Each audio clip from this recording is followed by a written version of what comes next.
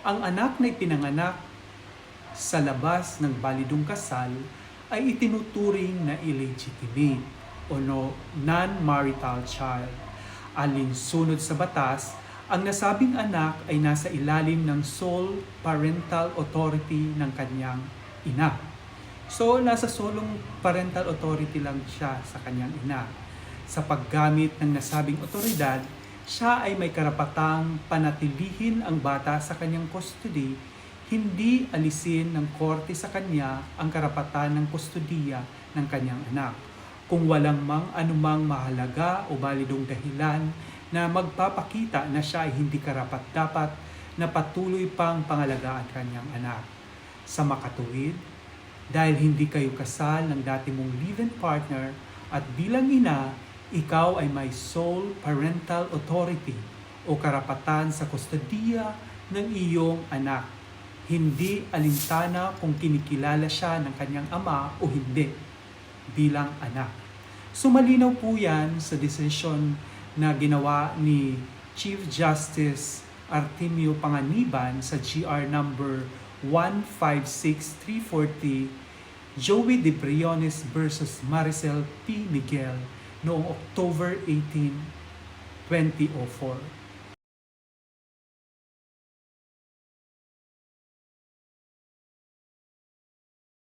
Ang katanungan naman na ito ay galing kay Maye. Ang katanungan niya ay, maaari bang obligahin ang live-in partner ng aking namatay na ina na bigyan ako ng suporta? Ang sagot sa iyong katanungan ay matatagpuan sa Article 195 ng Family Code of the Philippines, kung saan nakasaad ang mga taong obligadong suportahan ang isa't isa.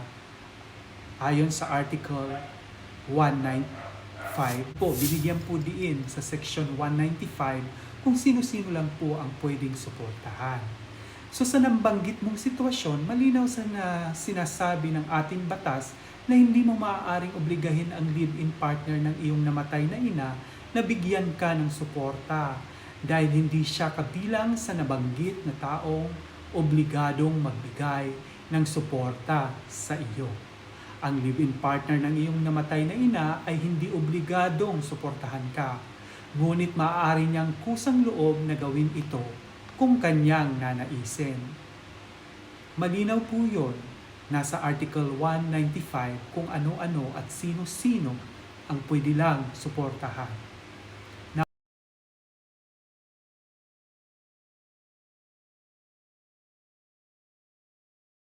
Republic Act number 4136 na mas kilala na Land Transportation and Traffic Code under sa Section 19.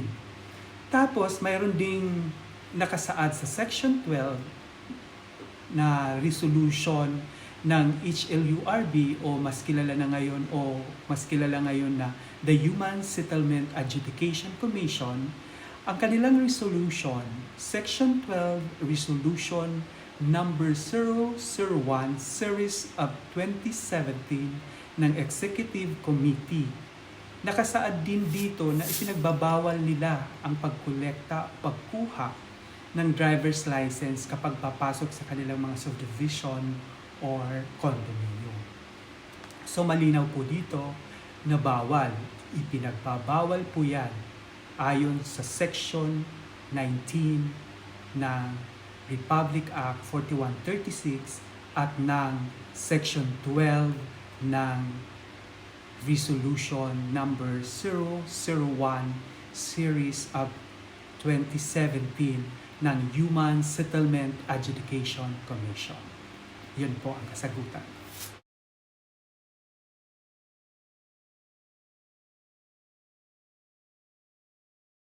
Sa makatuwid, maaaring tumanggi o hindi magbigay ng kahitulit kung sakaling ikaw ang napili na ilipat upang magturo sa ibang lugar.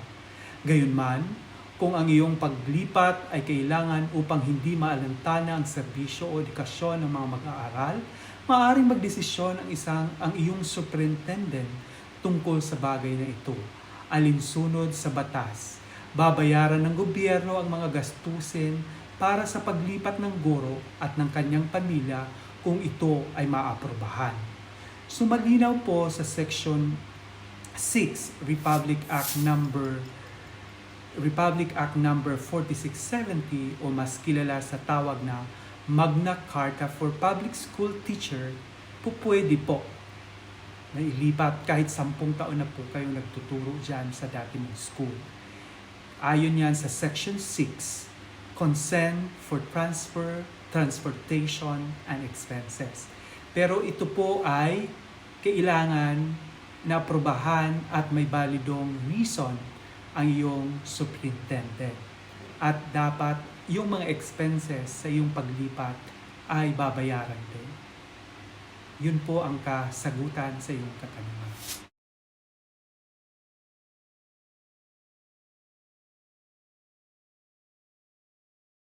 Ang sinumang lalabag sa nabanggit na provisyon ay maaaring patawan ng parusang multa o pagkakulong sang-ayon sa Section 42 ng Republic Act number 8495 kung saan nakasaad ang Section 42 penalties.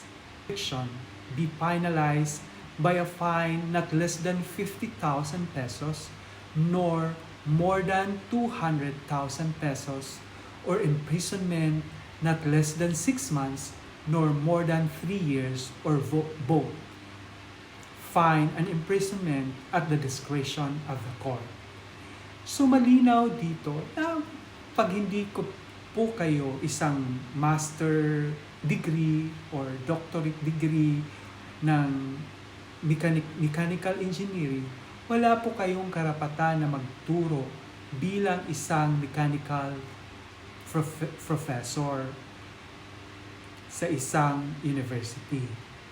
At ito po ay may kaparusahan na 200,000 na multa, 3 taon na pagkakulong kung ikaw ay magtuturo na hindi ka doctorate or masteral. Ayon yan sa Section 35 ng Republic Act number 8495.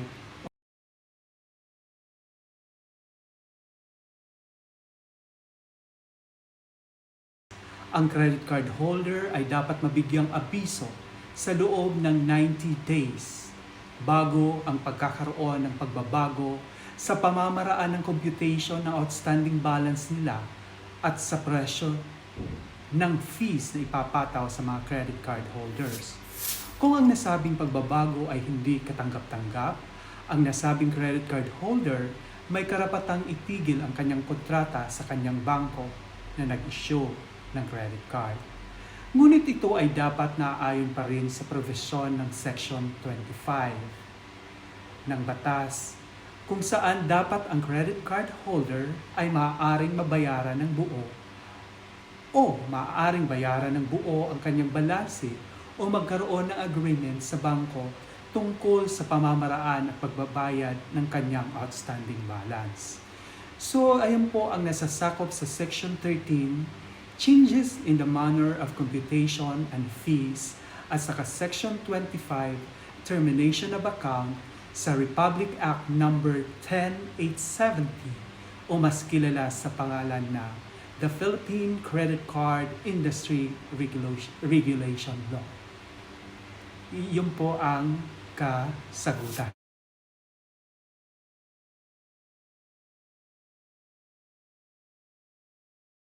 Ang credit card holder ay dapat mabigyang abiso sa loob ng 90 days bago ang pagkakaroon ng pagbabago sa pamamaraan ng computation ng outstanding balance nila at sa presyo ng fees na ipapataw sa mga credit card holders. Kung ang nasabing pagbabago ay hindi katanggap-tanggap, ang nasabing credit card holder may karapatang itigil ang kanyang kontrata sa kanyang bangko na nag-issue ng credit card. Ngunit ito ay dapat naaayon pa rin sa provision ng Section 25 ng batas kung saan dapat ang credit card holder ay maaaring mabayaran ng buo o maaaring bayaran ng buo ang kanyang balanse o magkaroon ng agreement sa bangko tungkol sa pamamaraan at pagbabayad ng kanyang outstanding balance. So, ayan po ang nasasakop sa Section 13, changes in the manner of computation and fees, at saka Section 25, termination of account sa Republic Act Number 10870 o mas kilala sa pangalan na the Philippine Credit Card Industry Regulation Law. Yun po ang kasagutan.